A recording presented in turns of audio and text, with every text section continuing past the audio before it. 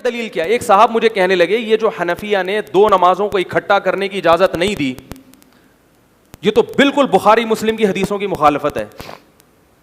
बुखारी और मुस्लिम में सरी हदीसें मौजूद हैं कि नबी सल्लल्लाहु अलैहि वसल्लम ने दो नमाजें सफ़र में कैसे पढ़ी हैं? एक साथ पढ़ी हैं। तो कह रहे यार ये तो बिल्कुल, तो वो क्या कर रहे हैं, वो जब भी सफ़र में जाते हैं ज़ोहर असर इकट्ठा, मगरिब इशा एक साथ। मैंने कहा देखो आप पढ़ो दो नमाजें इकट्ठी, मगर ये ना कहो कि मेरी तहकीक है। आप बोलो मैं इमाम शाफ़ी का मुक़ल्लिद हूँ या इमाम शाफ़ी के मसलक को फॉलो करता हूँ, आपकी तहकीक नहीं है। कह रहे क्यों? बुखारी मुस्लिम की सरी हदीसें हैं कि नबी ने दो नमाजें, इस हदीस के आने के बाद मैं नहीं मानता इमाम शाफ़ी क्या कहते। मैंने कहा इसका मतलब इमाम अबू हनीफा माज़ अल्लाह, उनको तो पता ही नहीं था हदीसों का, आप ज़्यादा फंटर हो। कह रहे मैंने कलमा नबी का पढ़ा है। मैंने कहा नबी का कलमा पढ़ा है, लेकिन नबी का इस स्टाइल से कलमा पढ़ना कि पूरी उम्मत के बड़े बड़े फुक़हा से बदगुमान हो जाओ, ये कौन सा कलमा है भाई? फिर मैंने उसको समझाया। कह रहे फिर इसकी मैंने बताया, मैंने कहा हदीसों में खूब अच्छी तरह समझ लें, आजकल लोगों ने शुरू कर दिया है। मेरा मकसद आपको इस अमल से रोकना नहीं है, मेरा मकसद है कि इमाम अबू हनीफा माज़अल्लाह बेवकूफ़ नहीं थे। आप ज़्यादा फंटरगिरी की कोशिश मत करें, जितने हैं अपनी औकात में रहें। आप बोले हमें नहीं आता, मुज्तहिदीन ने जो कह दिया वो सराखों पर, हम एक मसलक को फॉलो करेंगे, दूसरे को भी क्या समझेंगे? सही समझेंगे। इस तरह से आप कर लें, ये ना कहेंगे मेरी तहकीक है, आपकी तहकीक है अधूरी, नाक़िस। ये जो इमाम अबू हनीफा ने कहा है कि दो नमाजें एक साथ पढ़ने की इजाज़त इस तौर पे नहीं है कि एक नमाज को क़ज़ा करके दूसरी नमाज के वक्त में दाखिल कर लें, इसकी इजाज़त नहीं है। इसकी दलील ये है कि ये जो हदीसें हैं जिनमें आता है कि नबी ने सफ़र में दो नमाज़ों को जमा किया है, इसमें कहीं भी सराहतन ये नहीं मिलता कि एक नमाज को बाकायदा क़ज़ा करके दूसरे वक्त में दाखिल किया या दूसरी नमाज को वक्त से पहले पिछली नमाज के वक्त में दाखिल किया। इसमें दो टोक और बेगुबार तरीके से ये बात कहीं भी नहीं है।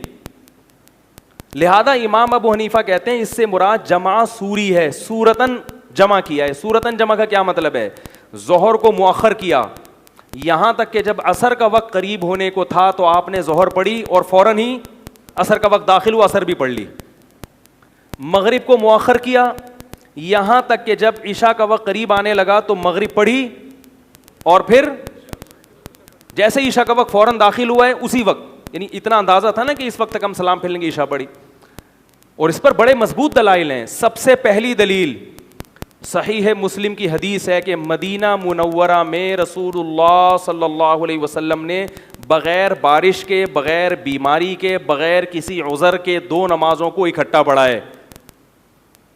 यहीं से शिया हजरात लेते हैं कि देखो बग़ैर वजह के भी दो नमाजें इकट्ठी पढ़ सकते हैं, लेकिन पूरी उम्मत का अहले सुन्नत वल जमात का इजमा है कि यहाँ हकीकत में जमा करना मुराद नहीं है, क्योंकि बग़ैर उज़र के जमा करने का कोई भी कायल नहीं है। तो हम ये कहते हैं कि जैसे यहाँ आप हकीकत मुराद नहीं लेते तो इमाम अबू हनीफा वहाँ भी हकीकत मुराद नहीं लेते। इसमें कौन सी खराबी लाजिम आ गई?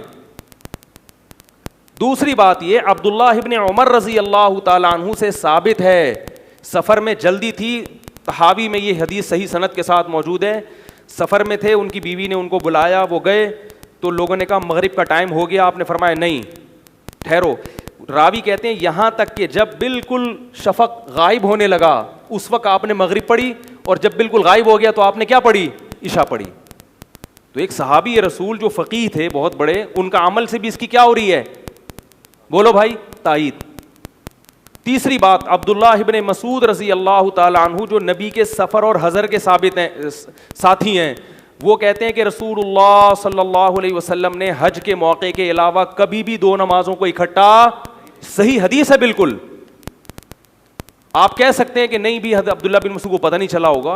कैसे पता नहीं चला होगा भाई? सफ़र के भी साथी हैं, हज़र के भी साथी हैं और मुफ्ती हैं। मुफ्ती हमेशा वही बात पर फतवा देगा जो उसकी राय में जिसको क्या होगी? तरजीह होगी। तो लोग रोक रहे हैं लोगों को। वो अगर आपको ये दलाइल समझ में नहीं आते तो आप ये बोलेंगे ठीक है भाई दलाइल इस तरफ भी हैं, मगर हम इसमें इमाम शाफी को फॉलो कर रहे हैं। लेकिन आप क्या समझते हैं कि हम ही हैं फंटर, बाकी दुनिया में सारे क्या हैं, बेवकूफ़ हैं। तो ये, और फिर एक अहम तरीन बात ये, इस पे बाज़ लोगों ने इश्काल किया है कि सफ़र में दो नमाजें इकट्ठा पढ़ने का मकसद तो था रुखसत देना, आसानी, जबकि अगर हम दो नमाज़ों को इस तरह से जमा करें ना कि ज़ोहर का वक्त बिल्कुल ख़त्म होने वाला हो, असर का वक्त, तो लोगों को इतनी परेशानी होगी, क्योंकि सूरज का ढलकना और ये टाइमिंग को नोट करना, ख़ास तौर पे जब बादल हों आसमान पे, फिर कैसे पता चलेगा कि सूरज गुरूब हो गया कि नहीं हो गया और शफ़क़ हमर हो गया कि नहीं हो गया। तो ये तो आसानी के बजाय लोगों को क्या होगी, मुश्किल होगी। भाई अब अगर हम सफ़र करते हैं तो बहुत मुश्किल है ना आसमान पे देखना कि मिसल अव्वल हो गया कि नहीं हो गया। उसका जवाब ये है कि सफ़र में जमा करना नबी की सुन्नत मुतवातिर नहीं है, ये अहयानन कभी कभार हुआ है। ये बात अल्लामा इब्न क़य्यिम ने भी लिखी है, हालांकि वो भी जमा दो नमाज़ों को इकट्ठा करने के कायल है, मगर वो कहते हैं कि नमाज़ों में कसर करना तो सुन्नत मुतवातिरा है, 4 की 2, जमा करना सुन्नत मुतवातिरा नहीं है, कभी कभार हुआ ये।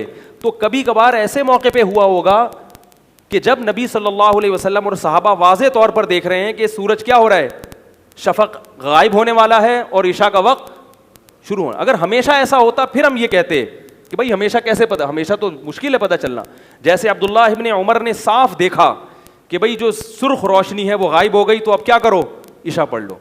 तो हम भी कहते हैं, जबकि हम अहले हदीस हजरात को देखते हैं कि वो जब भी सफ़र करेंगे दो नमाजें क्या पढ़ेंगे, इकट्ठी, जो कि इब्न क़य्यिम कह रहे हैं ये खिलाफ़े सुन्नत। अरब भी यही करते हैं, जितने अरब हैं, कोई उज़र ना भी हो, सफ़र में जब भी होंगे हमेशा ज़ोहर असर मिला के पढ़ेंगे और मगरिब इशा मिला के, जो कि रसूलुल्लाह सल्लल्लाहु अलैहि वसल्लम की सुन्नत नहीं है। अगर किया भी है तो कभी कभार किया है ये। तो इसलिए ये इन चीज़ों से मुतासिर ना हो कि अरब जो कर रहे हैं बस वही, वो यकीनन सारा इल्म उन्हीं के पास है। बहुत सारी चीज़ें अरबों में भी गलत हैं। अगर इमाम अहमद इब्न हम्बल और इमाम शाफी दो नमाज़ों के इकट्ठा करने के कायल हैं तो वो भी इसको फजीलत वाला अमल नहीं समझते, कभी मजबूरी में ऐसा करने की गुंजाइश है। लेकिन हम ये देख रहे हैं आजकल शाफ़ी हजरात को, मैं मलेशिया गया वहाँ भी शाफ़ी ऐसा करते हैं, जब सफ़र करेंगे इकट्ठी नमाज़ें पढ़ेंगे, क्योंकि ये खिलाफ सुन्नत है। क्योंकि कुरान क्या कह रहा है, इन्ना सलात कानत अलल मुमिनीन किताबम मौक़ूता, बेशक नमाज़ें मोमिनीन पर मुकर्ररा औक़ात में फ़र्ज़ हैं। ये सफ़र को भी ये आय शामिल है और हज़र को भी। इमाम अबू हनीफ़ा ने कुरान को असल बनाया और रिवायतों के ज़ाहिर में तावील की है। समझ रहे हो, अगर आप नहीं करते तो फिर आप रिवायतों को असल बना रहे हो और कुरान में तावील करोगे। आप कहोगे कुरान में कि इससे मुराद सिर्फ हज़र वाली नमाजें हैं, सफ़र वाली इसमें दाखिल नहीं है। तो कुरान कह रहा है जितनी भी नमाजें हैं सब के लिए एक वक्त क्या है, मुतय्यन है। इसलिए सफ़र में जब जाया करें तो जब तक शदीद ज़रूरत ना हो दो नमाज़ों को इकट्ठा मत करें। इस बारे में इमाम अबू हनीफ़ा का मज़हब दलाइल के लिहाज से बहुत ज़्यादा ताकतवर है, कवी है, कमज़ोर नहीं है कि आप कहेंगे जी। वरना अगर ये आखिरी बात, बाज़ रिवायतों में ये भी आता है कि ज़ोहर को मुअख्खर किया असर तक, यहाँ तक कि जब असर का वक्त दाखिल हो गया, तो इस तरह की रिवायतें भी हैं। तो उसका हम ये जवाब देते हैं कि असर का ये जो आता है ना अरबी में, मैं घर से गया मस्जिद तक, तो बसा औकात तो इसका मतलब होता है कि मस्जिद के अंदर दाखिल हो गया, बसा औकात इसका मतलब होता है मस्जिद में अभी दाखिल नहीं। इसको इस्तिलाह में कहते हैं गाया कभी मुगैया में दाखिल होती है, कभी दाखिल नहीं होती। तो यहाँ सराहत नहीं है कि असर का वक्त दाखिल हो चुका था कि नहीं, तक का मतलब ये भी हो सकता है कि अभी असर शुरू नहीं हुई थी। तो जब ये मुबहम रिवायत है, इसमें दो मतलब निकल सकते हैं, तो ऐसा मतलब क्यों ना लिया जाए जो कुरान के मुवाफिक हो। और अगर किसी रिवायत में ये तसरीह हो भी कि ज़ोहर का वक्त, असर का वक्त दाखिल हो चुका था, तो हम कहते हैं अब्दुल्ला बिन मसूद की जो सही हदीस है कि नबी ने कभी भी दो नमाजें सफ़र में इकट्ठी नहीं पढ़ी हैं, वो इतनी वाज़ेह है। और इब्ने मसूद इतने बड़े फ़क़ीह थे कि उनके मुकाबले में ये रिवायत काबिल कबूल नहीं है, क्योंकि कुरान के भी ख़िलाफ़ है और अब्दुल्ला बिन मसूद जैसे फ़क़ीह के मुशाहिदे के भी ख़िलाफ़ है। और इसमें इसका भी इम्कान है कि असर और ज़ोहर का जो वक्त है ना, ये एकदम से दाखिल नहीं होता। इसमें मुशाहिदा करने वाले को कन्फ्यूजन हो सकती है, उसके ख्याल में वक्त दाखिल हो गया हो, हालांकि हकीकत में दाखिल ना हुआ हो। फजर में तो हमें पता चलता है सूरज का किनारा निकला, बस फजर ख़त्म। लेकिन ज़ोहर असर का जो वक्त है या मगरिब इशा का जो वक्त है, इसमें यकीनी तौर पर कोई भी नहीं कह सकता कि वक्त दाखिल हो गया। इसमें इख्तिलाफ राय हो सकता है, क्योंकि मगरिब जब होती है ना तो रोशनी गायब होती है। मेरी नज़र में रोशनी गायब हो चुकी हो, आपकी नज़र में गायब ना हुई हो, इसका पूरा पूरा इम्कान मौजूद होता है। तभी तो हम कहते हैं सुबह सादिक की जो रोशनी है ना, उसमें एहतियातन पहले सहरी बंद कर दें, क्योंकि ऐन मुमकिन है कि सहरी का वक्त दाखिल हो चुका हो। तो ये यकीनी नहीं है, ये तकरीबी औकात होते हैं। बात आ गई समझ में? तो इसलिए मैं कह रहा हूँ कि मेरे भाई इल्म हासिल करो या मसाइल पूछो सिर्फ मंझे हुए उलमा से जो बाकायदा इदारों से फारिग हैं। इस पर लोग इश्काल करते हैं, अब मौलवी में तो ये देखो ना, ये भी तो मंझा हुआ फारिग है, ये भी तो फलाने बुज़ुर्ग से इसने इल्म हासिल किया और उसके फतवे देखो। तो बात ये है कि अगर 2 नंबर हकीम मार्केट में चल रहे हैं तो इसका ये मतलब है कि कोई जिसने हिकमत नहीं पढ़ी है वो अपनी दुकान खोल के बैठ जाए, है भाई? 2 नंबर अगर हकीमों में 2 नंबर होंगे तो हिकमत की लाइन में अच्छे भी हकीमों में ही मिलेंगे आपको। अगर डॉक्टरों में 2 नंबर हैं तो मेडिकल साइंस का इल्म ये नहीं कि अब डॉक्टर चूंकि 2 नंबर होते हैं लिहाजा मैं मेडिकल पढ़ाऊंगा। आप कहोगे 2 नंबर हैं तो अच्छे डॉक्टरों को तलाश करो, लेकिन मेडिकल साइंस का इल्म आपको डॉक्टर के पास से ही मिलेगा। तो अगर 2 नंबर मौलवी हैं, हालांकि वो किसी मदरसे से फारिग हैं, तो इसका मतलब ये नहीं है कि अब आप अपनी दुकान खोल के क्लिनिक चलाना शुरू कर दें। इसका मतलब अगर मदरसे से गलत लोग फारिग हो रहे हैं तो अच्छे भी कहाँ से मिलेंगे आपको? मदरसे, क्योंकि जगह यही है जहाँ से इल्म हासिल करना है आपने। इसके अलावा आपको अपनी अलग से, और ये भी कहते हैं कि हम उलमा की दुकानें बंद कर रहे हैं, इसकी मैं एक मिसाल देता हूँ। देखो, एक इलाके में दूध की 5 दुकानें थीं। आप आएंगे अपनी दुकान खोलेंगे, चलेगी वो? नहीं चलेगी, क्योंकि 5 पहले से मौजूद हैं। तो जब तक आप उन 5 की बंद नहीं करोगे अपनी आपकी नहीं चल सकती।